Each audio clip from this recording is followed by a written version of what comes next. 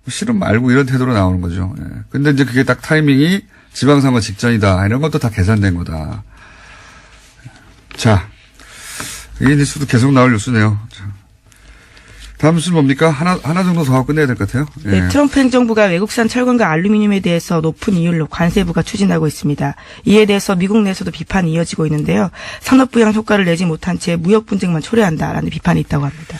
뭐 비판은 있겠지만 트럼프는 이런 거 따질 때 미국 내 비판이라든가 또는 뭐 동맹국의 사정이라든가 이런 거 따질 형편이 아니에요. 이번에 그 지방선거에서 어제도 저희 한번 다뤘지만 지방선거에서 망하면 망합니다. 트럼프는. 예. 탄핵 위기까지 갈 수 있다라는 식의 이야기가 그러니까요. 있는데요. 지금 그 상하원이 다 민주당으로 바뀌면 지지율도 어차피 역대 최한데 망해요, 망해. 그러니까 지금 남 쳐다볼 형편이 안 되는데 여기다 대고 무슨 뭐 국내 보수에서 그러니까 우리나라 보수에서 이게 친북 정권이라서 그래 다 말도 안 되는 소리예요. 그냥 관심도 없어요. 거기에 대해서 트럼프는 자기 살 길 찾느라고 하나 정도 더 해야 될 것 같은데 네이버 얘기 잠깐 할까요? 네, 어제 한성숙 대표가 행사에서 한 이야기인데요. 뉴스 배치와 댓글과 관련해서 조작 논란에 휩싸였던 네이버가 뉴스 댓글 정책을 전면적으로 개편하겠다라고 밝혔습니다. 아직 구체적인 내용이 나온 건 아닌데요. 댓글 서비스를 바꾸는 방안을 다각도로 검토하고 있다고 합니다. 자, 이 뉴스는 네이버도 이제 지금 들끓고 있는 예, 뭐 예를 들어 댓글 정책이라든가 뉴스 배치 문제에 대해서 모르는 바가 아니라는 거죠. 예, 모르는 바가 아닌데 댓글에 대해서 매크로가 지금 작동하고 있다라고 하는 정황들에 대해서는 여러 차례 저희도 얘기했고 다른 뉴스에서도 조금씩 다릅니다. 근데 제가 자신 있게 말씀드리는데 다스는 누구 겁니까 할 때처럼 지금 네이버의 댓글은 매크로가 작동해서 만들어지는 겁니다. 이거는 제가 댓글 전문가로서 댓글 전문가 생활 20년 그리고 이제 시발단을 잡아낸 지 10여 년 댓글 전문가로서 하는 말인데 거기는 누군지는 저도 모르겠어요. 누군가 대규모로 매크로를 이용해서 여론을 조작하고 있습니다. 현재. 네, 한성숙 대표도 어제 그에 대해서 인정하는 바에 이야기를 했는데요. 정치 관련 기사에서 특히 조작 가능성에 대해서 인정하는 식의 이야기를 했다고 합니다. 프로그램을 이용해서 조작되는 건 명백한 겁니다. 명백한 건데 그럴지도 모른다가 아니에요. 제가 자신 있게 말씀드리는데 근데 누가 하는 걸까요? 이게 사실은 진짜 주제거리입니다. 여기까지 하겠습니다. 시사인의 김은지였습니다. 감사합니다. 주제가죠. 네. 지난주에 제가 그 주제가를 남가요 주제가라고 잘못 말했는데 남가요 더불어민주당 송영길 의원 자유한국당의 나경원 의원 나오셨습니다. 안녕하십니까? 네, 안녕하세요. 첫 시간 하고 났더니 주변 반응이 어떻던가요? 너무 점잖하게 한다 그러던데. 점잖하게 한다. 나경원 좀 혼내주라고. 아니, 이렇게 야당 탄압을 하는군요. 혼내주겠다고 막 그러시는 거 아니겠습니까, 지금? 의원님은 송 의원님하고 한번 하고 났더니 뭐라고 주변에서 그런가요? 뭐 저는, 엊그저께 이제 저희 동네 분들이 듣는다 그러셔서 어떠세요? 그랬더니 네. 그냥 소신 있게 말씀하시대요. 그러시더라고요. 그래서 그 방송은 좀 그렇잖아요. 그러던데요. 그 방송은 좀 그런데요. 거기에 나가서 소신 있게 말씀하시대요. 그러던데요. 그러니까 공장장님이 편파다 이렇게 얘기를 하는 것 같아요. 그렇게 부드럽게 얘기하셨나요? 그분들이? 저희 주민들은 참 품격이 있으십니다. 저희 동작구 주민들. 자, 네. 품격 있는 분들만 만나시나 보죠, 따로? 저는 어디서나 어느 때나 누구나 만나고 있습니다. 자, 이제 파이트 1라운드. 최근 통상압력이나 뭐 그다음에 GM 뭐라고 그래야 될까 폐쇄 결정 네, 이런 이야기 계속 나오고 있습니다. 요 GM부터 한번 얘기 다뤄보죠. 네. 혹시 의원님이 먼저 하시는 게 좋겠습니까? 아니면 나경원 의원님 먼저 하시겠습니까? 송영길 의원님 먼저 하시겠습니까? 네, GM 자동차 문제가 이제 논란이 되고 오늘 산자부 장관과 이제 그 GM 대표가 만난다 그러는데 핵심은 그런 것 같습니다. 지금 GM이 본사가 GM 코리아한테 주고 있는 27억 달러 부채를 출자로 전환시키고 네. 추가로 28억 달러를 투자한다는 말이 있는데 그에 대한 확인이 필요하고 신차 2개를 창원과 부평공장에 배정해서 50만 대 물량을 유지해 주겠다라는 건데 그와 함께 우리 이 한국 산업은행에 추가 출자를 요구하고 있는데 그 전제로서 실사가 필요합니다. 예. 노사 양측 간의 지금 불신이 뭐냐? 지금 의도적으로 GM 본사가 GM 코리아의 적자를 유도하고 있다. 그렇죠. 여러 가지 부품을 비싸게 공급하고 네. 또 ISP라고 인터내셔널 서비스 퍼슨이라는 임원들이 한 100여 명 와 있다는데 최저비 월급이 5억이면 그것만 해도 500억입니다. 그다음에 로열티를 가져가고 R&D 비용으로 해서 개발된 차의 소유권, 지적 무역 소상권도 본사가 다 가져갔다. 여러 가지 이런 구조적 문제를 놔두고 추가 출자를 해봤자 밑빠진 독에 물 붓기가 될 거 아니겠는가. 이런 것에 대한 실사의 동의를 지금 한다 그러니까 그 실사를 기초로 그린필드 투자. 단순히 채권을 출자로 전환하는 수준을 넘어서 추가 출자를 확실히 한다면 여러 가지 같이 대응한 검토가 필요하다 이렇게 생각합니다. 뭐 추가 출자 문제도 저희가 좀 더 봐야 되고요. 저는 이 GM 사태를 보면서 결국 본사의 부실 경영 플러스 고비용 저효율 구조와 낮은 생산성 이 두 가지가 복합되어 있다고 봅니다. 그래서 사실은 낮은 생산성이요. 네. 그러니까 두 가지가 다 문제죠. 특히 이제 GM 본사는 지금 GM 코리아로부터 뭐 아까 송 의원님도 말씀하셨지만 R&D 비용으로 매년 지금 6천억씩 가져갔다는 것도 나와요. 그래서 사실은 양쪽이 다 저희가 GM을 실사하는 것도 필요하고 결국 노사 간의 이 문제를 어떻게 해결할 것이냐 이 부분에 대해서 먼저 협상하게 하는 것이 필요하다고 생각을 합니다. 그리고 노사가 자구책을 먼저 내놓게 하는 것이 필요하다. 저 굉장히 사실은 GM에 대해서 저도 의심의 눈초리로 보고 있는데요. 근데 역시 노조 책임도 있다. 그러니까 양쪽의 책임이 다 있다는 겁니다. 노조의 책임도 있다고 봅니다. 뭐 예컨대 군산공장에 같은 경우에도 뭐 한 달에 7일 일하고 다 받아가고 뭐 했다는 그런 기사를 봤거든요. 그래서 저는 이렇게 생각을 합니다. 이제 저희가 선거를 앞두고 정치권이 잘못해서 성급하게 개입하거나 과도하게 개입하는 경우에 결국 우리가 국민 세금으로 잘못해서 이 GM 코리아의 어떤 구조적 변화 없는 밑빠진 독에 물붓기가 될 수 있다 이렇게 생각을 합니다. 그래서 노사의 자구책이 필요하다고 생각을 합니다. 그래서 실사도 필요하고 그 GM 코리아의 지금 현재의 경영 상태를 들여다보는 것 플러스 저는 여러 가지 이러한 비슷한 글로벌 기업들이 공장을 철수하려고 했을 때의 여러 가지 다른 해외 사례도 좀 봐야 되겠다 이런 생각을 합니다. 그래서 르노 자동차의 스페인 공장 철수 당시에 근로자들이 임금 동결하고 했던 그런 노력이라든지 또는 일본의 P&G사의 철수 과정에서 일본 노동자들이 투쟁하거나 파업하거나 이런 것보다는 가서 본사를 가서 설득해서 경제 논리로 설득해서 생산성을 높였던 부분이라든지 이러한 부분을 결국 양측이 다 노력하는 모습을 저희가 요구해야 된다.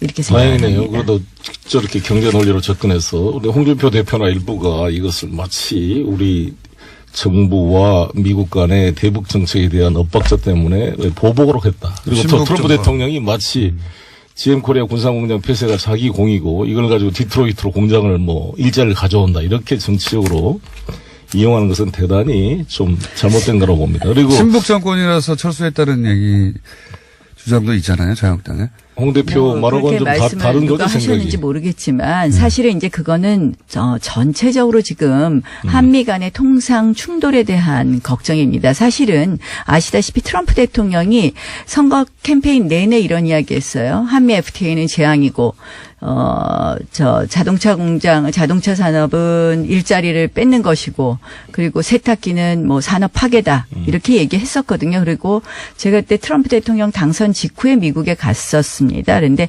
이제 그때 한국, 중국, 일본 중에서 환율 조작국을 지정할 것이다 이런 이야기를 공공연하게 했을 때 미국의 조야에서는 이 통상 압박의 제일 타겟은 한국이라는 것이 아주 공공연한 사실이었습니다. 그런데 그동안 저희가 전혀 준비를 하지 않은 것이죠. 예컨대 이제 통상본부만 전혀 해도 준비를 지금 하지 않은 게 아니라 준비를 잘해서 환율 지정 재당수도 우리가 잘 이겨냈고요. 두 가지 문제가 있다고 생각하는데요. 제가 일보로스를 만나고 왔어요. 근데 나름대로 누구 만나고 오셨어요? 일보로스 상무장관을 만나서 여러 가지 얘기를 지난번에 나눴습니다. 가서 만나고 오셨죠. 예. 그래서 그런데 이게 지금 사실 트럼프 대통령이 근본적으로 자유무역주의라는 보수주의 가치를 훼손하고 있는 겁니다. 자유한국당이 제왕적 대통령제 항상 비판하는데 트럼프 대통령이 이런 모습을 비판을 해줘야 된다고 봐요. 아니 트럼프 대통령 우리가 고칠 수가 없는데. 아니 왜 이거는 국제사회는 서로 간의 여론이기 때문에 이런 문제가 발생하면 진정한 보수 정당이 나온다면 자유무역주의를 훼손하고 오직 했으면 월스트리트 저널이 사설로 비판했겠습니까? 이 트럼프 대통령의 이런 모습을. 그러니까 이런 점을 같이 우리 여야가 목소리를 해줘야지 무슨 문제가 발생하면 무조건 정부한테 공격하기 전에 정부의 잘못도 지적해야겠지만 먼저 미국의 이런 부당한 요구에 대해서 단호한 목소리를 내주는 것이 국익을 지키는 것이다. 저는 이렇게 생각합니다. 그런데 이제 뭐 대통령께서도 안보하고 통상은 분리해서 결연한 대응을 하시겠다 이렇게 말씀하셨어요.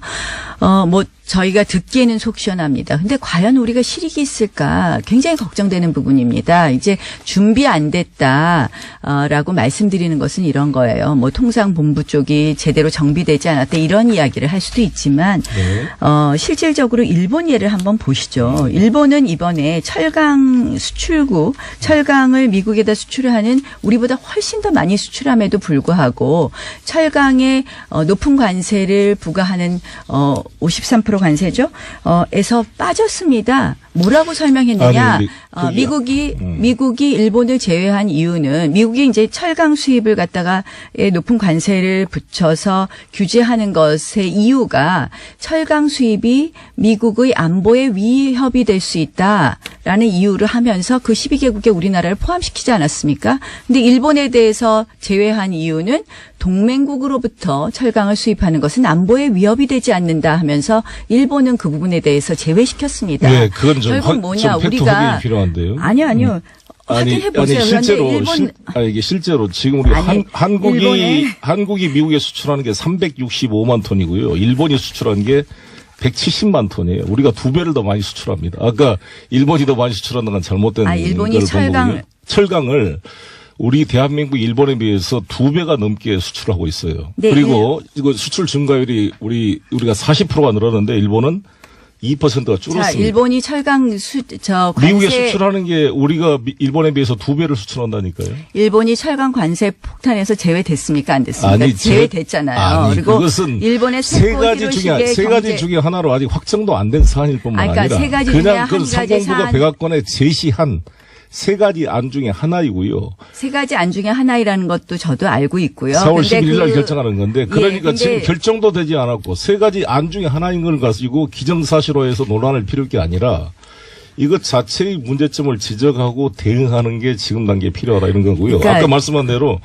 우리 한국은 일본에 비해서 365만 3,934톤을 수출하고 있어요. 그러니까 이게 일본에 비해 2배나 많을 뿐만 아니라 작년 대비 40%가 증가하고 있고 중국 우리가 제품을 50만 톤 정도를 수입해서 우리가 그쪽에 수출한 문제 때문에 논란이 되고 있는 것이지. 그것도 왜 논란이 되고 일본은 빠지고 한국은 들어갔냐 이것이 무슨 정치 외교적인 실패다 이렇게만 일본의 세코 히로시게 경제 산업상이 그렇게 발표하신 거 읽어보셨습니까? 세코 히로시게 만나봤어요. 아니 근데 이걸로 통화하셨습니까? 자꾸 만나봤다는 얘기 하시지 말고 제가 말씀드리는 것은요. 일본이 만나봤어요? 이걸로 서로 싸우잖아요.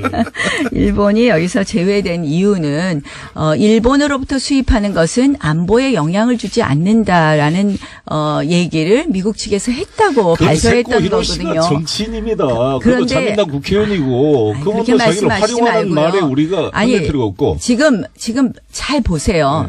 안보와 통상을 분리해서 대응하자. 이게 그게 과연 트럼프의 말입니다. 아니 트럼프의 말이에요. 그 말이. 트럼프 대통령이 그렇게 한다고 해서 네. 우리가 그 논리에 갔을 때 네. 우리가 얻는 이득이 있을까요? 저는 사실은 문재인 대통령이 안보와 통상을 분리한다고 하면서 통상에 대해서 결연한 대응을 한다고 하셨는데 WTO도 우리가 예전에 이미 LG하고 삼성이 세탁기 관련해서 관세 폭탄 맞고 그리고 WTO에 제소해서 3년 후에 승소했는데요.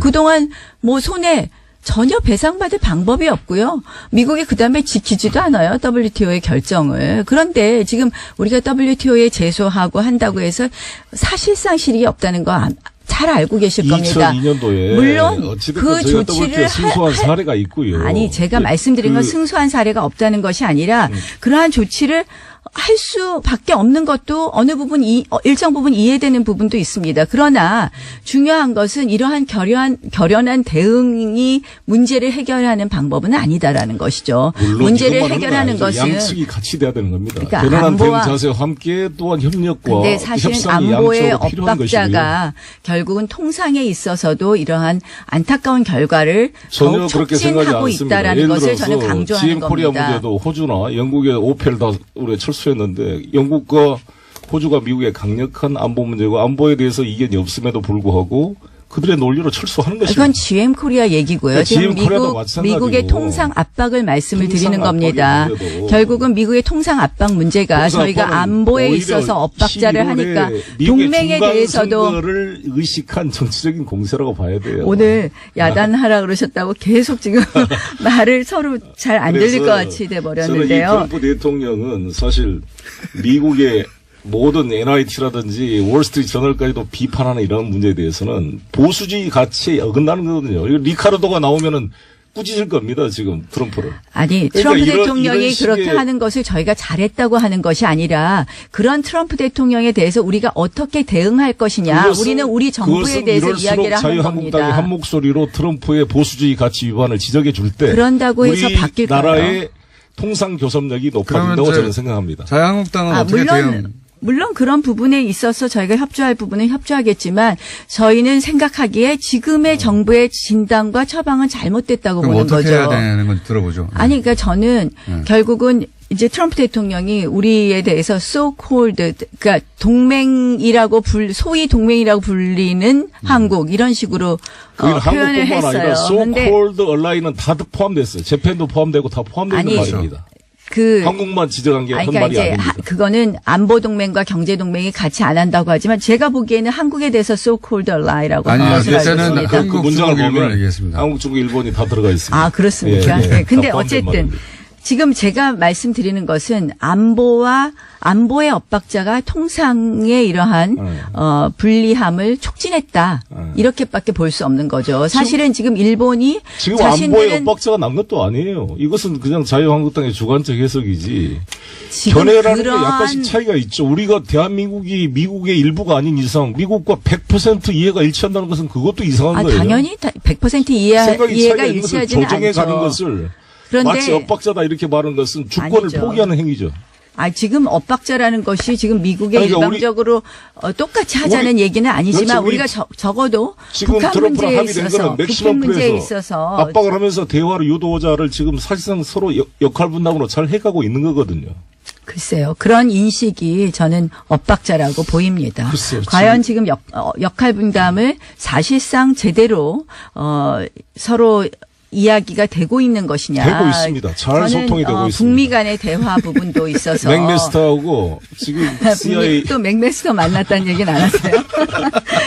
여당 되면 많이 만나거든요. 근데 북미 대화도, 이게 북미 대화를 이제 억지로 추진하다가 일어난 여러 가지 사건부터 시작해서 아닙니다. 미국 결국은 정부에서 이제 포스트에서 다 북같이 지금 만나기로 합의를 하고 왔다는 거 아닙니까? 지금 북한하고의 북한 측이 왜 깼겠습니까 결국? 그렇죠. 왜 깼습니까? 그러니까 그만큼 북한이 미국도 북한과 결국은 대화를 할 의지를 가지고 와서 2시간 전에 취소한 게 아쉬운 게 있지만 우리 정부가 얼마나 잘했습니까? 아니, 이걸 만들어 주려고 계기를 만드는 게 정말 잘한 거 아니겠습니까? 왜 그랬을까요? 네? 북한은 미국은 지금 북한이 하고 있는 통남 복미 정책, 의 정책에 우리가 무조건 따라가는 것에 대한 그러한 강력한 저는 경고의 메시지 있다고 생각을 합니다. 북한이 깼지만 코리아 패싱이라고 그렇게 비판하던 사람들이 이제 통남 복미인데 왜 코리아가 이제 운전자가 됐는데 왜 그걸 그게 칭찬을 운전자라고 해줘야죠. 생각하십니까? 이거 안 하면 또 패싱이라 그럴 거 아니에요. 그러니까 이것은 오히려 우리 상황을 주도할 수 있는 계기가 만들어진 것이고 저는 이게 문재인 대통령이 대단하다고 보는데 이거를 잘 만들어냈어요. 현재 상황에서 아직 이제 이방카가 오시고 또 누가 북에서 대표가 올지 모르겠습니다만 저는 이런 시도와 2시간 전에 비록 취소돼서 아쉬웠지만 이런 시도가 양측에서 있었다는 것 자체가 긍정적인 모습이고 이걸 좀 더 발전시키면 저는 접점을 만들어낼 수 있다 이렇게 생각합니다. 네, 이 정상회담의 여건이 성숙되면이라고 말씀하셨는데 지혜로운 과연 말입니다. 아니, 그 부분에 대해서는 말씀을 잘 하셨어요. 근데 이 여건 성숙이 어느 쪽을 상대로 한 여건 성숙이냐. 결국은 북한에 대해서는 뭐 사실상의 양보가 없는 우리가 가장 큰 원칙이 뭡니까? 북미 대화가 돼야 된다고 말씀하신 거잖아요. 가장 큰 그것은 원칙이 비핵화가 내포되어 있는 말입니다. 그러니까 가장 큰 원칙은 핵폐기인데 예컨대 대화의 테이블에 앉는데 뭐 저 실험 잠시 중단하고요. 이런 것을 여건 성숙이라고 보시면 큰일 날 거라는 말씀을 드리고요. 결국 미국이 저는 펜스 부통령 측에서 이러한 북미 대화가 북한의 반대로 북한이 무산시킨 것으로 깨졌다 하는 것을 알려준 이유, 그것을 사실상 밝힌 이유는 앞으로 여건 성숙에 있어서의 우리의 원칙은 확실한 핵폐기이다라는 것을 메시지를 주려고 했던 것 아닌가 하는 생각을 워싱턴 합니다. 포스트가 취재해서 말한 것이고요. 그것은 펜스가 그동안 너무 비시사적으로 좀 속 좁게 행동했다에 대한 비판을 물타기 하려고 저는 나온 면이 또 있다고 봅니다. 어찌됐건 중요한 것은 지금 전쟁으로 이 문제를 해결할 수 없는 이상 대화를 해야 되는데 대화의 조건을 어떻게 만드느냐 일종의 삽바 싸움의 과정이거든요. 이 과정을 잘 중재해서 한쪽으로는 북핵 경제 병진 노선이 불가능하다. 비핵화로 가지 않는 이상 남북 대화 이게 안 된다는 것을 아주 부드럽고 간접적으로 양측에 다 문재인 대통령이 제시한 거잖아요. 여건 성숙과 우물가에 숭늉 찾지 말자. 이 두 가지 비유가 정확하게 균형된 모습으로 문 대통령께서 지혜롭게 말씀했다고 보거든요. 이 내용을 어떻게 이제 잘 조정해낼 것인가. 잠시 저는 졸 뻔했습니다. 가장 큰 원칙이 할 일이 없어가지고. 비핵화 부분, 핵폐기 부분에 대한 그 원칙을 잊지 않기를 좀 바라고요. 저는 송 의원님처럼 말씀하시면 지금 이제 끝부분에 대해서는 제가 걱정이 없는데 사실은 이 정부가 대화를 추진하면서 동시에 저는 핵폐기 부분을 갖다 잊어버릴까 하는 거고요. 결국은 안보하고 통상 문제에 있어서 제가 계속 말씀하는 게 한미 간에 계속해서 엇박자가 나는 부분이 있거든요. 지금 말씀은 아니라고 하시지만 우리 정부 공격하지 말고 트럼프에 대해서 한마디 좀 해주라고 그래요. 홍준표 대표가 트럼프 대통령한테 한마디 하면 10초 남았습니다. 트럼프 대통령 이거는 자유무역주의 원칙에 어긋납니다. MB도 그런 말 잘했잖아요. 그런 말